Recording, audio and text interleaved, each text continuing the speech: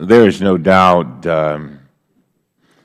that we need to conduct a thorough, and when I say thorough, I mean thorough, investigation to determine how Aaron Alexis was able to obtain and keep a security clearance given his troubling background. We owe this to the families of the 12 people he killed and the others he injured, as well as all Americans who rely on the background check system to protect our national security. Chairman, I want to thank you and your staff for a bipartisan approach on this investigation. Our work has the potential, and I do say the potential, to stand as an important part of this committee's legacy if we follow through on these efforts. Here's what we know so far.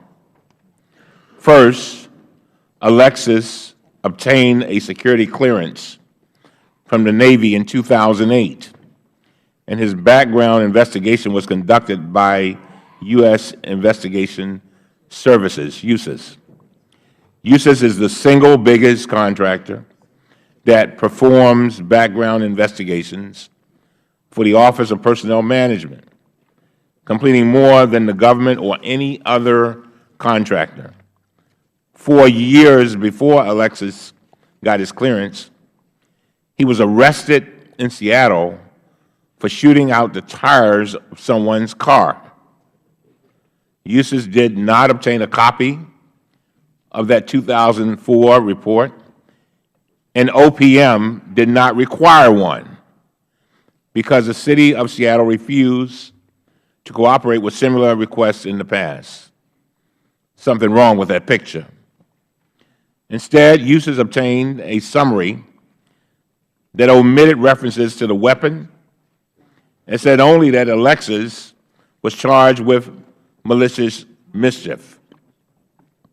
If USIS and the government had obtained a copy of that arrest report, perhaps Alexis's clearance would have been denied. Under its contract, USIS also was required to conduct a quality review of its background investigation of Alexis.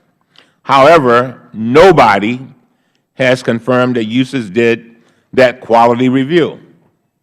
USIS has not confirmed it, nor has OPM, and interesting, nor has the Inspector General.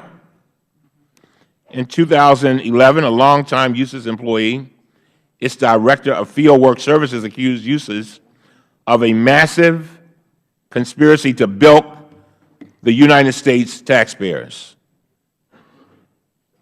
Let that sink in. Although USIS was required to conduct quality reviews of all of its background investigations, this official reported that USIS was, quote, dumping, end of quote, unfinished cases and billing OPM for work anyway. Inexplicitly, USIS also had a separate contract with OPM to conduct additional quality reviews on behalf of the agency. In other words, USIS was checking its own work. In January, the committee conducted a transcribed interview with Merton Miller, OPM's Associate Director of Federal Investigative Services. He accused USIS of using information obtained through this second contract to evade detection of its fraud under the first. He said this, and I quote, "They circumvented OPM's oversight of their performance of their quality review. I'm not splitting hairs, but they knew how we were auditing," end of quote.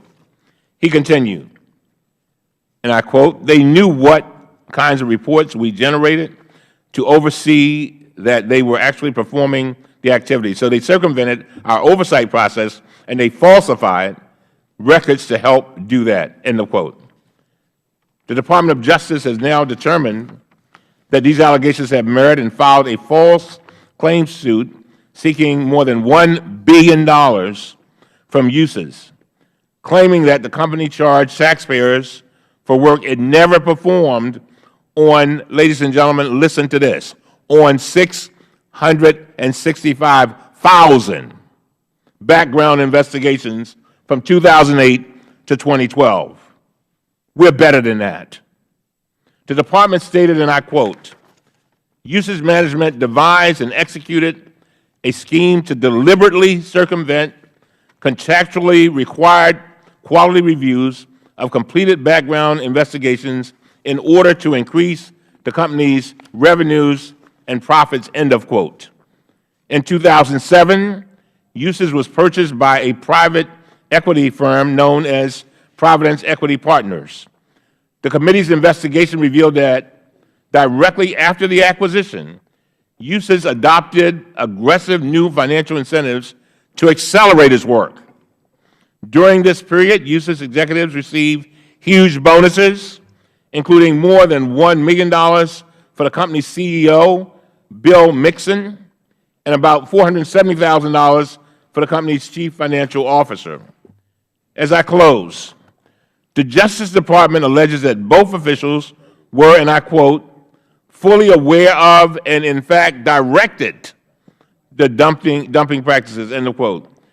USIS also received millions of dollars in bonus payments from OPM, and I'd like to know why that is, for its seemingly incredible progress, including $2.4 million in bonuses in 2008, $3.5 million in bonuses in 2009, and $5.8 million in bonuses in 2010. That's taxpayer dollars. In the wake of this scandal, the company's CEO, CFO, and nearly 24 other officials have resigned, been terminated, or left the company.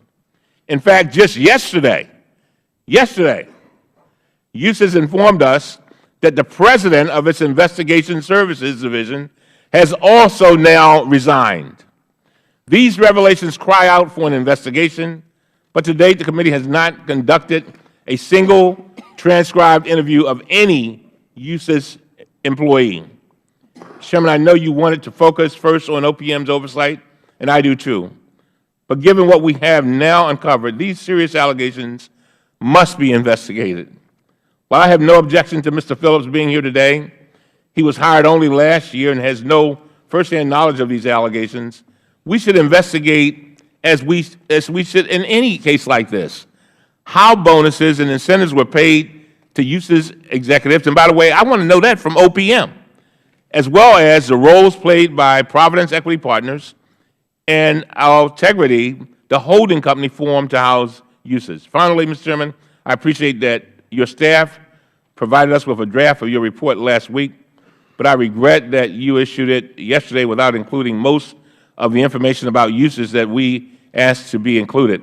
For these reasons, I am issuing my own staff report today that provides this information, and I ask that it may be a part of the record.